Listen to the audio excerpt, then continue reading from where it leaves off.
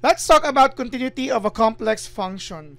Take note that the reason why we are studying continuity is because this is the basic requirement before we can talk about derivatives or integrals, both in real numbers and this time for complex numbers. That's why we also need to talk about this right after the foundation of limits and additional concepts that were discussed previously.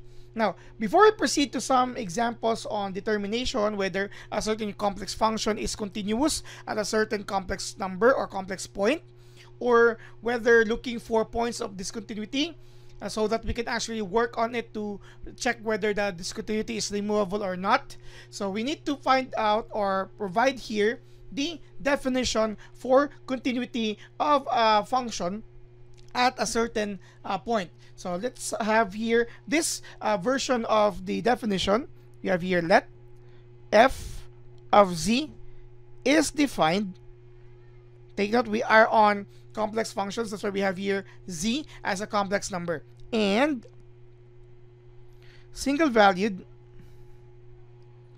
meaning it has specific value in a neighborhood. Okay. That's neighborhood at z equal to your any z sub 0 as well as z equal to z sub 0. Take note, it is both single valued in the neighborhood of z and together with the z itself. So all values therein. Okay? So we have here the function f of z is said to be continuous at z equal to z sub 0 if the limit of your f of z as z approaches to your z sub 0 is equal to your f of z sub 0. Okay, so we can actually say that the complex function is continuous at whatever that value of your z sub 0 is if we can guarantee that the limit of our f of z as z approaches z sub 0 is equal to the value of f of z sub 0. Or in short, we have these three conditions that should be met. The first one, okay, the limit of your f of z as z approaches z sub 0 must exist.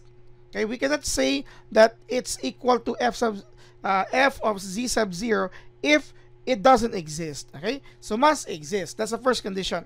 Second condition is that your f of z sub 0 must also exist. Or let's say your f of z is defined.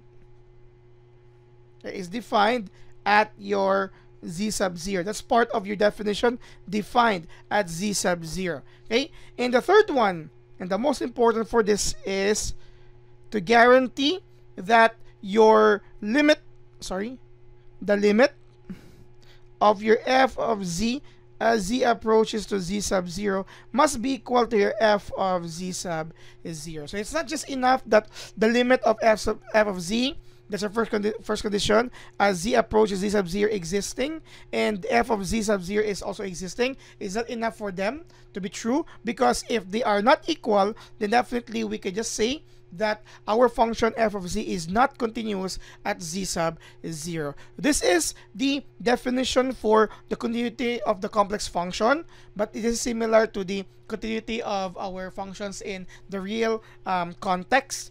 We also have this condition here. So this time we also have these conditions together with our z being a complex number.